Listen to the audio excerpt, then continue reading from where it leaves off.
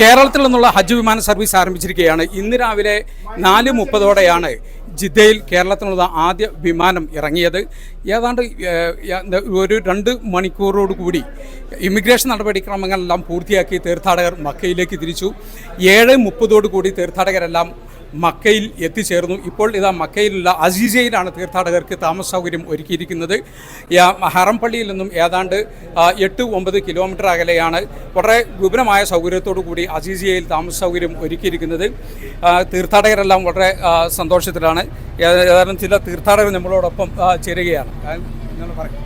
ഞങ്ങൾ ഇന്നലെ രാവിലെയാണ് കരിപ്പൂർ എയർപോർട്ടിലെത്തുന്നത്.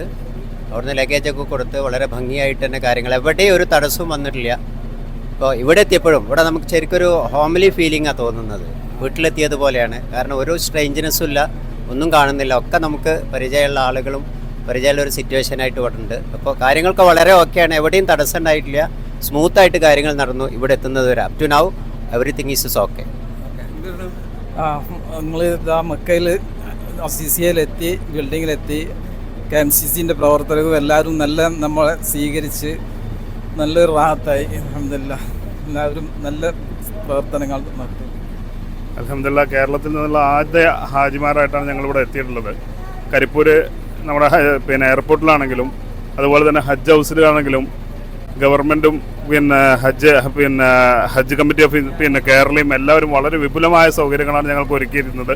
എല്ലാ നിലക്കും ഞങ്ങൾക്ക് വളരെ റാഹത്താണ്.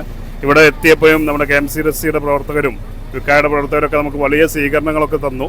ഞങ്ങളിവിടെ എത്തിയിട്ടുണ്ട്. വലിയ സന്തോഷത്തിലാണ്. ഇതുപോലെ തന്നെ ഹജ്ജും ഉംറയും എല്ലാം നല്ല രീതിയിൽ പൂർത്തിയാക്കി, ഒരു പ്രശ്നങ്ങളും ഇല്ലാതെ പൂർത്തിയാക്കി തിരിച്ച് നാട്ടിലെത്താൻ അള്ളാഹു തൗഫീഖ് നൽകട്ടെ.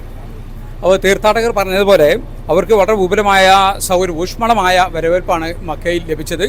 മലയാളി സന്നദ്ധ പ്രവർത്തകർ പാട്ടുപാടിയും അതോടൊപ്പം തന്നെ സമ്മാനങ്ങളൊക്കെ നൽകിയാണ് തീർത്ഥാടകരെ സ്വീകരിച്ചത്. ഹജ്ജ് കർമ്മങ്ങൾ കഴിഞ്ഞ് മദീനയിൽ നിന്ന് 8 ദിവസത്തെ മദീന സന്ദർശനം പൂർത്തിയാക്കി മദീനയിൽ നിന്നായിരിക്കും ഈ തീർത്ഥാടകരുടെ നാട്ടിലേക്കുള്ള മടക്കയാത്ര. മക്കയിൽ നിന്നും ജലീൽ കണ്ണമംഗലം, 24.